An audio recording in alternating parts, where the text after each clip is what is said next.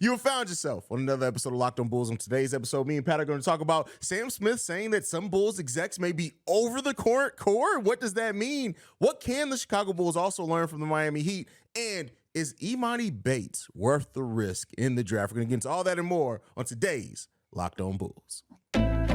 You are Locked on Bulls, your daily podcast on the Chicago Bulls, part of the Locked On Podcast Network, your team every day.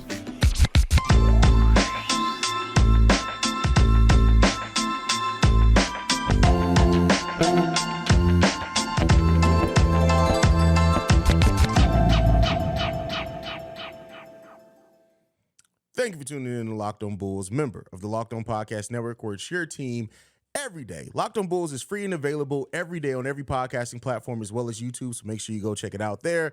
That's Pat the Designer, host and creator of the Windy City Breeze. I'm Haize, host and creator of Chicago Bulls and Chicago Bears Central. And today's episode is brought to you by PrizePicks. First-time users can receive 100% instant deposit match up to $100 with promo code LOCKEDON. That's PrizePicks.com, promo code LOCKEDON. Pat, let's go ahead and get into the topics for today. First up, Sam Smith in his recent mailbag alluded to the fact that the Bulls may be over the core three, and he did say that it's come from both sources that he trusts and some sources that may be a little bit more uninformed, though, that a change to the core is coming. Now, when you hear that, is that more positive to you, is that more negative? What do you think that may mean, and how do you feel about it? I mean, I think realistically, right, it leaves me with the same concern, right? At the end of the day, I don't want to move on from DeMar DeRozan. I don't want to not see this team work out. I mean, listen, DeMar DeRozan is a heck of a basketball player. I would like for the Bulls to figure out how to use him on this team, but I think it leads you down the road that we all kind of knew was coming, right? Like, at the end of the day, you're going to have to try and move on from one of these guys to try and take that next step forward. I mean, you both talked about how this Bulls team feels very much like that Golden State Warriors team that had Monte Ellis on that last little run, that like, hey, listen, like, we like what you guys can be, but we don't think that you're going to become that together. We need to kind of split this up. Unfortunately, I think that's the path that the Bulls are heading down. I think that it's a pretty solid conclusion that you're going to hold on to Zach LaVine because of what you still can get for a guy like DeMar DeRozan. And I think that, to me, right, like, realistically, hearing Sam Smith say that just kind of, I guess, legitimizes it a little bit more. I still have the same question, like, who are the people in the front office that are saying that? But I think that, right, Sam Smith's not reporting that if it's not people that can't actually be a part of the decision making, in my opinion. Yeah, I mean, listen, at this point, like we said before, like, everything needs to be open. Like, and the thing that I want to say in this is that the Bulls have to improve, and they have to improve by any means necessary, to quote Malcolm X. And by what I mean that is, like, I get it that DeMar has meant a lot to the Bulls, and he played some very big roles for us, especially his first season and what he did in the fourth. But I feel like some Bulls fans are so holding on to that they don't realize, like, he's a 34-year-old player that has 1 year left on his deal. If you can improve the team either in the immediate future or in the just in the future in general by using that to better this team, that's what you need to do. We are not going to compete anytime soon. We're just not. And for that, you have to really look and evaluate at everything you can get.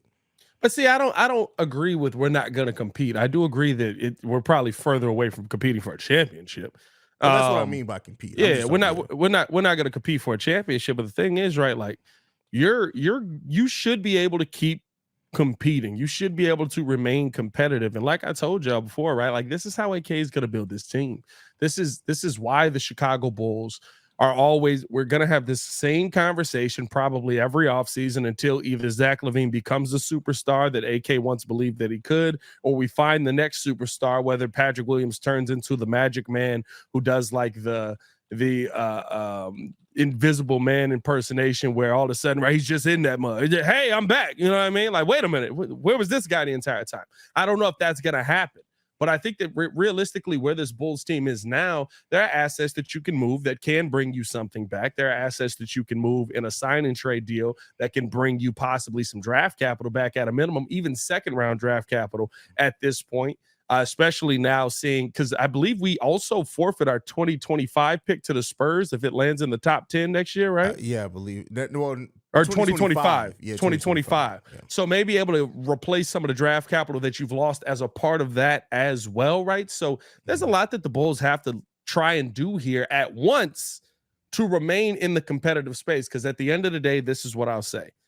If you're a 38-40 win team, it's a lot easier to say we're 1 U away from being able to compete for an NBA title than it is to do that if you're a 22 win team. Yeah, that's facts. That's facts. I mean, and when it comes to the Bulls and where they are right now, like we're really not at a threat to do much. I know we've talked about like look at how the team looks better with a point guard and all that, all this. Like at the end of the day, right now where the Bulls sit, their future is murky and their present ain't much clearer either. And so because of that, you have to explore a lot. And so, we'll end up seeing what ends up happening. I like hearing that, the front office is considering, moving something. And it may mean that quote also, and I read that and it had to be realistic. That quote may literally just mean, we realize we may be losing Vooch. Like, really, when you think about it, it sounds good to be able to say, like, they're ready to move off the core. There's a significant change coming when really that significant change really could just be, we realize that Vooch is probably going to leave. It's funny because I was talking with Robbie Gold before he went on Waddle and Sylvie one day, and I was talking about Vooch, and I was like, Vooch, it seems like you want to stay here. I mean, he just bought a house here. Why wouldn't he want to stay here? And literally what Robbie said to me was, it's Chicago. Everybody buys a house here. He's good for it. That doesn't mean he's going to play out the rest of his career here. It just means he wants to be here. So I was like, I look to a degree, not everybody buys a house in Chicago. Well, not everybody, but if you get $20 million from Chicago, you could buy a house in Chicago and call it a day. This is true. You know what I mean? Yeah. Like, he could have walked in, paid cash, and then like slapped somebody and walked out. And just like, it's my house now. You know what I mean? But my house now. My house now. Why do you slap him? Why'd you slap him? No, I just look at it in the sense of, right, like if you're going to run this thing back, or if you're going to run it back with only 2 of the 3, is that the worst case scenario here? Because realistically, we've talked about how there just isn't enough opportunity for everybody to get a chance and for these young players to grow. I think if I'm looking at this team and I say I want to see development this season, if one of the big three is gone, that means somebody else has to step up. That means somebody else has to get those shots. That means somebody else has to fill in that role. So who's that player going to be? Is that going to be Kobe White? Is that going to be Patrick Williams? Is that going to be Dalen Terry maybe getting some opportunity off of the bench here, right? Like, I think that's the one part that that's probably the only thing that excites me about the Bulls possibly pivoting into not having one of them here or maybe 2 of them here, is the fact that you're going to have to use these young guys that you brought in and you were like, hey, we know we got you here, but stand over there and do absolutely the bare minimum because we got these other guys here that are ahead of you. Yeah, that's true. That's true. Hey, we'll end up seeing what happens and, what this Bulls team, I really, not that I'm wanting an offseason of just move this guy, move that guy, move this guy. It's just, we just want improvement. That's all it is. Just improve the team. Let me ask you this, based on what we saw in the second half of that season, would you be willing to say that you're a couple pieces away from what the Knicks did this year, right? Like, technically, Jalen Brunson would be hopefully what we have in Zach LaVine. That's what you want, your number 1 scoring option to be on the team. That would be what our hope is. Yeah. Are we the RJ Barrett and or Julius Randle away from having that bounce back season that the Knicks had this season, even though they got their heads kicked in the second round and Julius Randle probably should be traded? Well, here's the thing. Like, Julius, he sucks in the playoffs. Like, I can't. Julius, left. All right, before this goes left, we're gonna go ahead and move right along and talk to you guys about one of our sponsors, and that is PrizePicks. Especially during this playoff season, you guys should be using PrizePicks, which is daily fantasy made easy. How does it work? You pick 2 to 6 players, and if they're going to score more or less than the PrizePicks projections, you can win up to 25 times your money on any entry. No competing against other people. It's just you versus the projections available. PrizePicks offers projections on any sport that you watch, and this includes NBA, NFL, MLB, MLB, NHL, PGA, college football, men's college basketball, women's college basketball, soccer, WNBA, which is actually, come to find out, WNBA is a trick or a hack when it comes to this type of thing because they don't know how to cap WNBA yet because they don't really do a lot of research into it. So if you want to do daily fantasy sports, I suggest you go and look at the WNBA. Entries can be made in 60 seconds or less. It's just that easy. Safe and fast withdrawals. Currently operational in over 30 states and Canada. Download the PrizePicks app or go to prizepicks.com to sign up and play daily fantasy sports.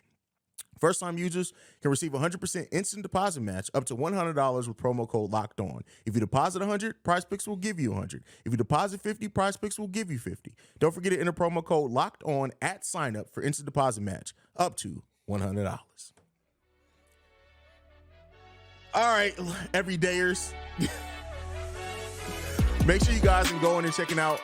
If you're on the YouTube side, just go over to Apple Podcasts or Spotify, hit the subscribe button, leave a 5-star review there. If you're on the podcast side, just go and hit the subscribe button on YouTube. You can help us grow that way. It's really easy.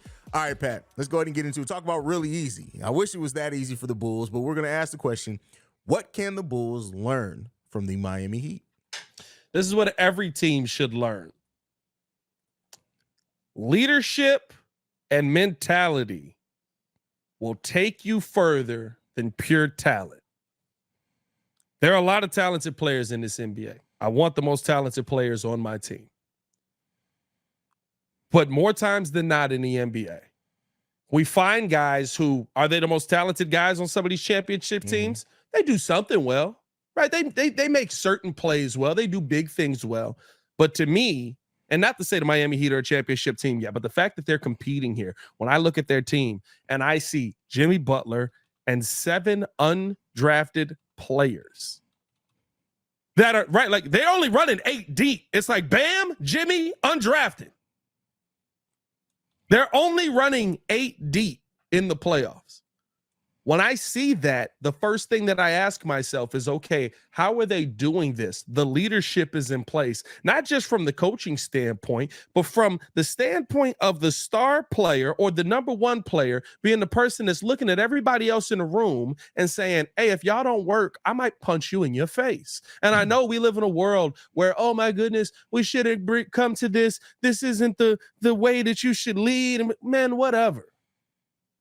Because sometimes you need to be told what direction to go. And when you have a team that is either young or maybe isn't the most talented, you have to build that mentality in those players that we're tougher than you are. I don't care how talented you are. And that is what I see from the Miami Heat versus the Boston Celtics. There's no way that you can look at the Miami Heat and the Boston Celtics and say Miami's the more talented team. Miami lost their best shooter.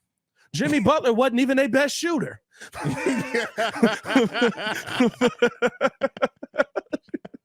that's facts. It's listen. The one thing that I said this over on Central as well when I talked about this a little bit is that the Miami Heat just proved that it's better to be a smart organization than it is necessarily have a bunch of high draft picks. This team is Jimmy Butler surrounded by a bunch of undrafted players, and you know why? Because Pat Riley and Eric Spoelstra are just smart. They're smart in player acquisition. They're smart in balancing out contracts. They're smart at player development. They're just a smart organization. And sometimes being smart is better than having a ton of high draft picks year after year. You have to be a smart organization. You have to structure your deals correctly. You have to do it's just the Miami Heat are a well-run organization and a well-coached organization. When you do that and you build a team properly and intelligently, the sky's the limit for it. And that's the biggest thing that I think to take away from it. But see, this is the tough part, right? Like I've seen Eric Spoelstra suck when the players aren't good enough on his team. Right? Like that's the part for me. I can't say I've ever seen him suck. I've seen Miami suck, right? When D-Wade left, they sucked. They were relying heavily on Chris Bosh, and then Chris Bosh didn't happen, and their best player was DeLon Wright. Ain't that who it was? The best player was DeLon Wright. They sucked them years. But that's not because of Eric Spoelstra sucking as a coach to me. That's because the roster was terrible. The roster was terrible. But what I'm saying is, right, like you have to have a guy that is the talented player on that team. They have the Jimmy Butler. Now, is he surrounded by the best talent in the NBA? No. So how do we take, right? And this is where, to me, this is a very similar situation to what the Chicago Bulls are in. Chicago Bulls don't have the best talent. They don't. It's Zach LaVine.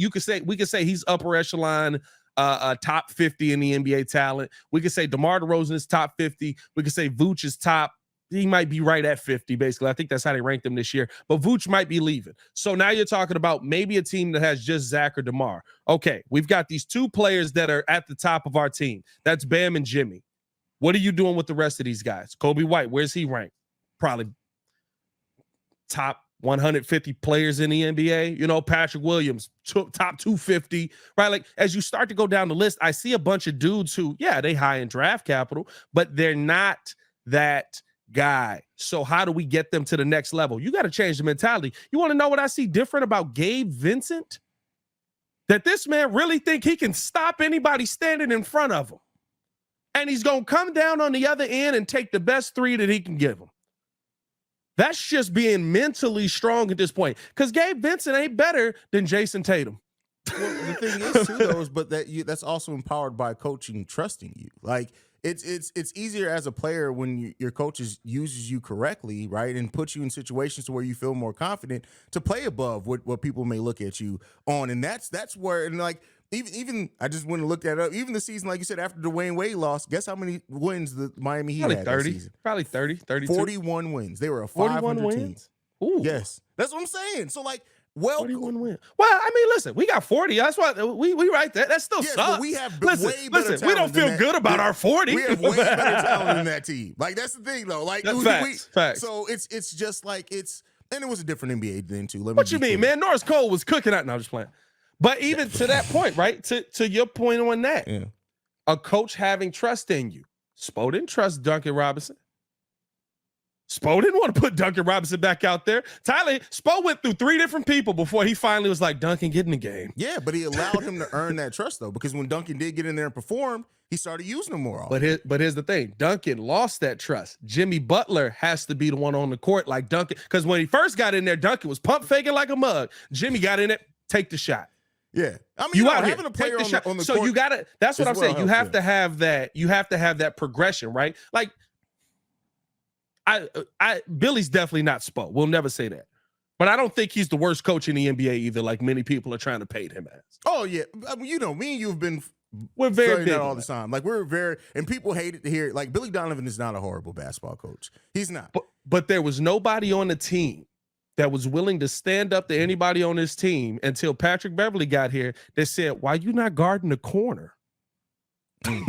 We went through a year and a half of people. Like, I kept coming on here telling y'all, bro, y'all can't tell me Billy Donovan's not in the huddle telling them to close out in the corner. Yes. Pat Bev shows up a week. Why you not in the corner? Get in the corner. And Vooch sitting there. Oh, it's not my man. How am I supposed to shut up and get in the corner? You need that mentality, those level of play. I think that's the best that the Bulls can hope for going into next season. You have to find the guy that, I don't care if he's and maybe we have him. Maybe that's Dalen, realistically. And Dalen was just turning into Dalen. He was just waiting a year. He was like, hey, Dalen was like, I can't cuss nobody out as a rookie. Year 2, I'm on your ass.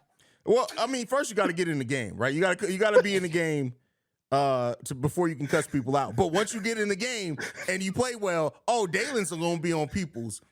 But like I can see it right now. Dalen literally, Zach LaVine missing a rotation, and Dalen's gonna be over like, what are we doing? Don't let Dalen get 15 points. Second hilarious. Dalen score 15 points, Dalen gonna be looking at Zach like, you're not shooting that?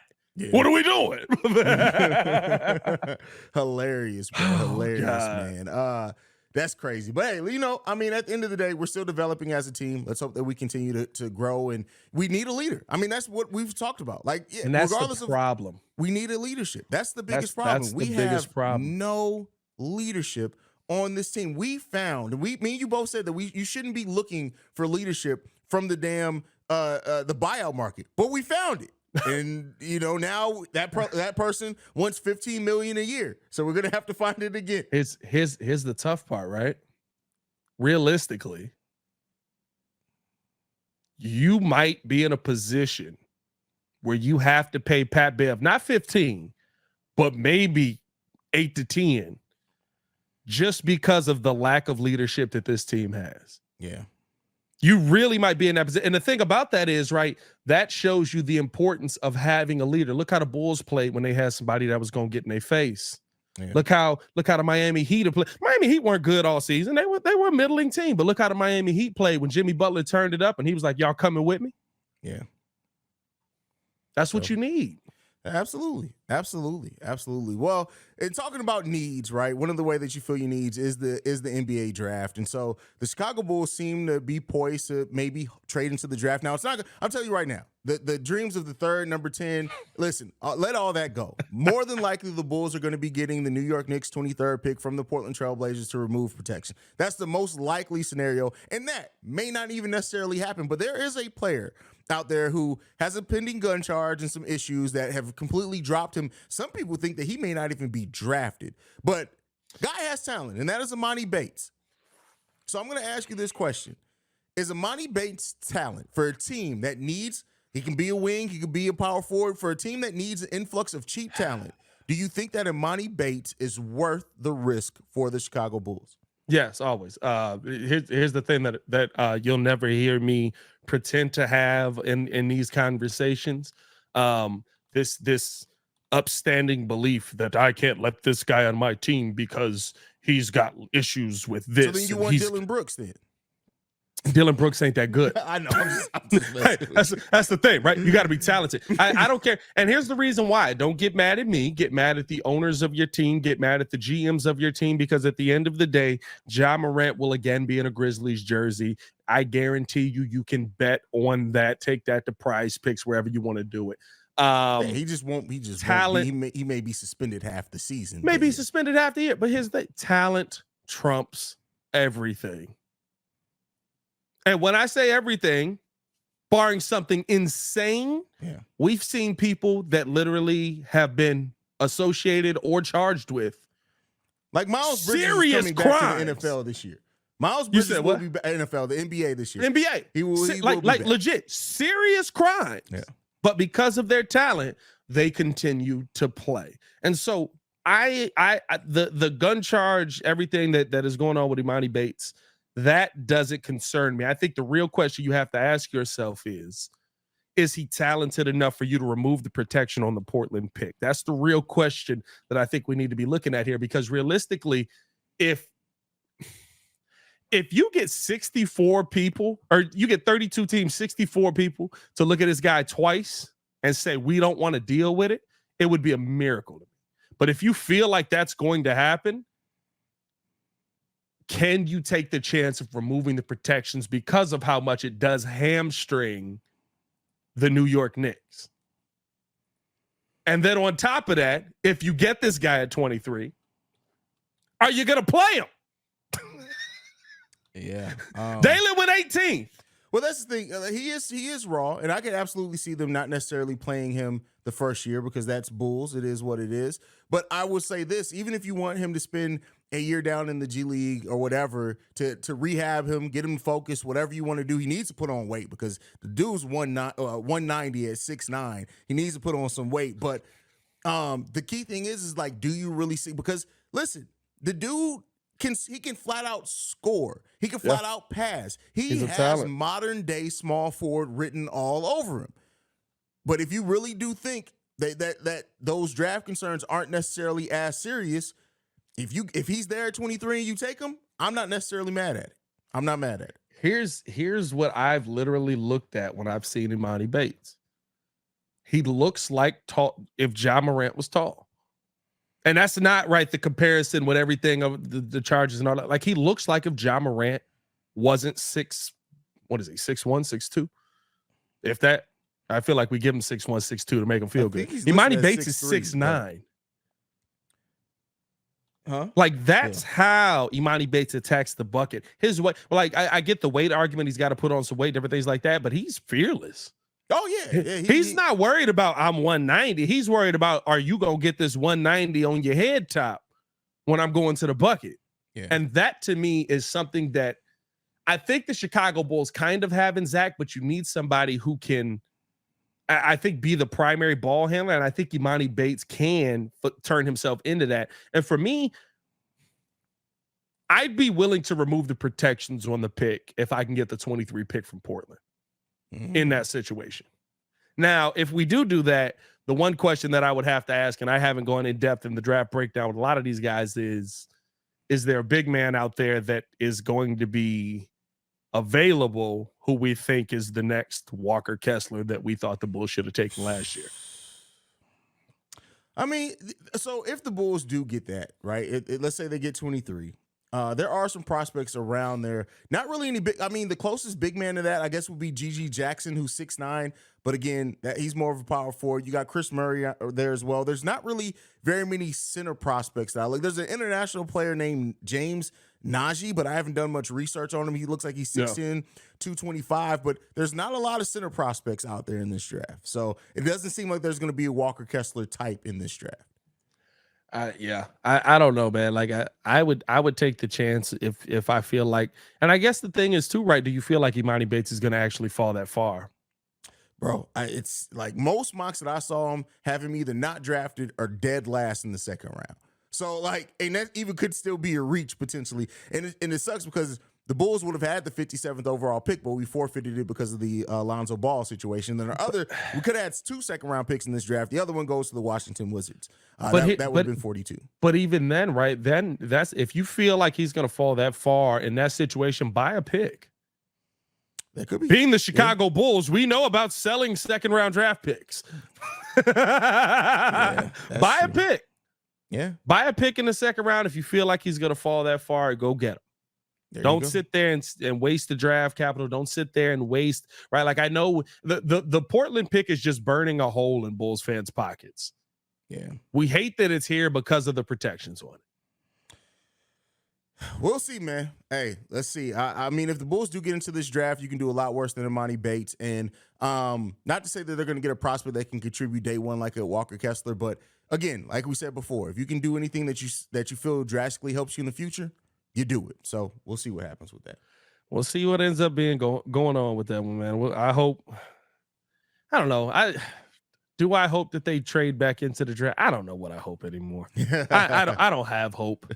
Don't give me hope. Hey, man, follow us on everything at Locked On Bulls. You can follow me on everything at Pat the Designer. I've got no hope. You guys can follow me at CEO Haize, at CEO Haize. And thank you for tuning in to another episode of Locked On Bulls. And tomorrow's episode, me and Pat will continue to give you that daily content. We'll continue to do that every day during the off season. But that is it for us for today. For Pat the Designer, I'm Haize, and this has been Locked On Bulls. We out, y'all. Peace. Let's go, Bulls.